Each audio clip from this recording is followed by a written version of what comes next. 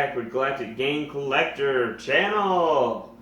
Alright, so I have another review here and kind of another comparison. I figured it'd be fun since N64 just celebrated an anniversary.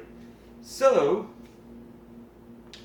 why not compare the American N64 to the Japanese N64? So, basically, how awesome is this? I mean, seriously, I mean, you just look at it, look at the color, just two-tone like that, that's awesome. And then America is like, dull. Okay, don't really mistake me. There is American colors systems out there. There's like orange, watermelon, I mean, it's all different kinds. Anyways, let me get back to the topic. So, the differences between American, I'll say US, instead of saying America.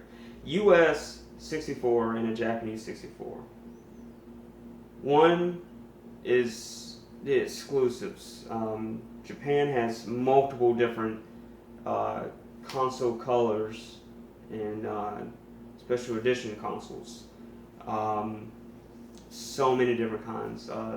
Just as many as controllers as well. There's so many different color concept of controllers, and there's many collectors out there that's spending a lot of money to have these consoles in the box. I don't have one in the box. That's okay. I don't really have the space right now for that anyway.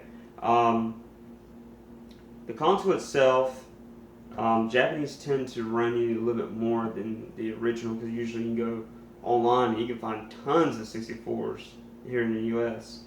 The Japanese, you have to go on eBay or somewhere like that, Amazon, and it can be a little pricey. Luckily, I found pretty decent, reasonable price. To get to the differences, like for the console itself, they use all the same hookups, and you can see right here, you can use the same US hookups to Japanese, Japanese to US. It's all the same.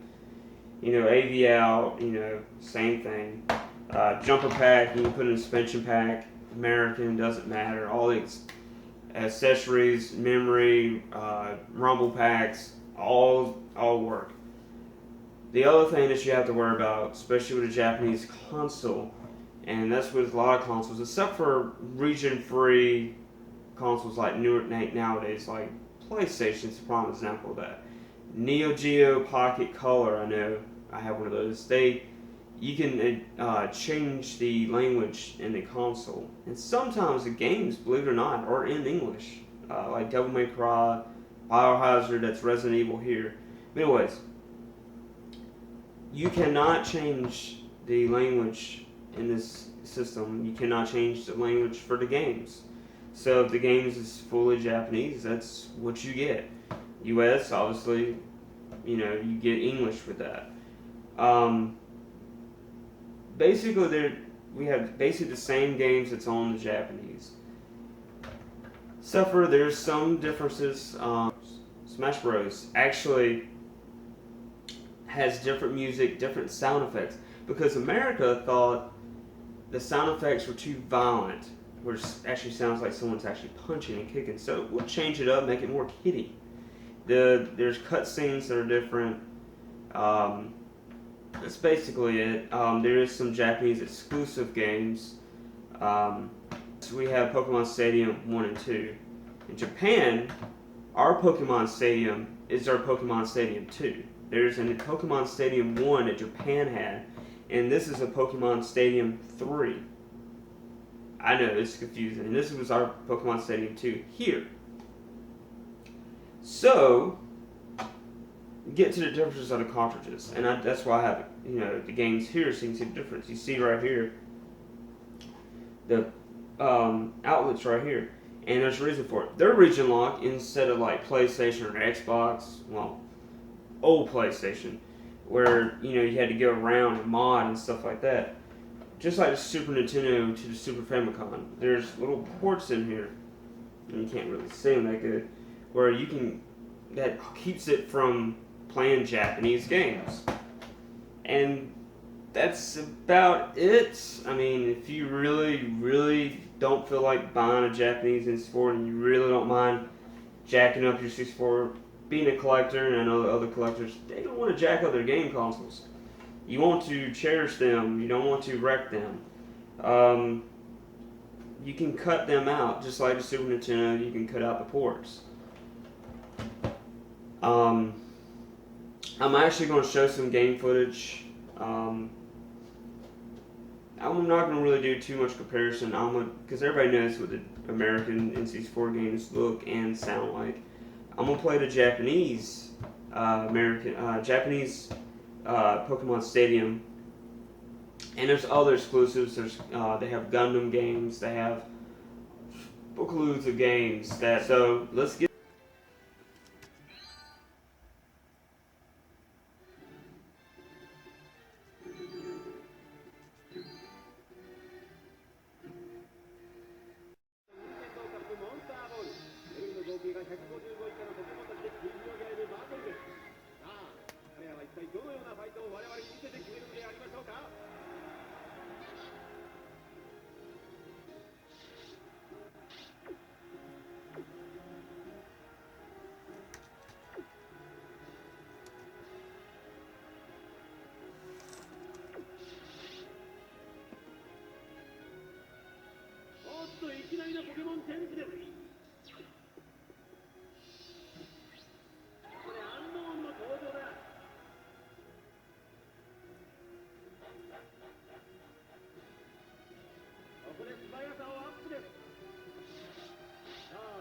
Alright, we're back. So, you see how the Japanese is, there is instructions and guides out there on the internet that actually give you translations into getting around the game.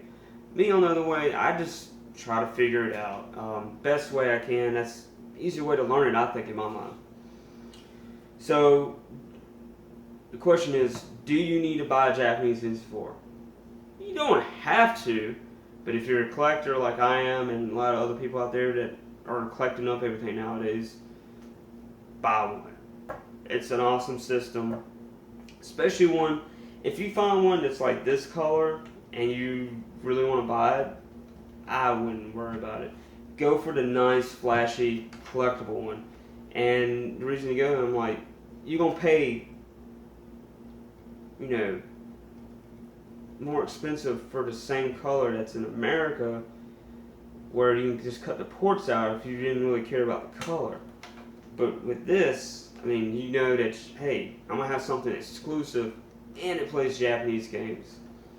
And I can hook it up to my TV with the same hookups and play more exclusive games that someone down the street's not going to have. So, if you like the video, like, subscribe, comment. I'm going to have more videos coming up, more console reviews, so many more console reviews. I have a lot more editing, so I'm going to be popping them out as soon as I can. So get out there and collect, guys. You know how much fun it is.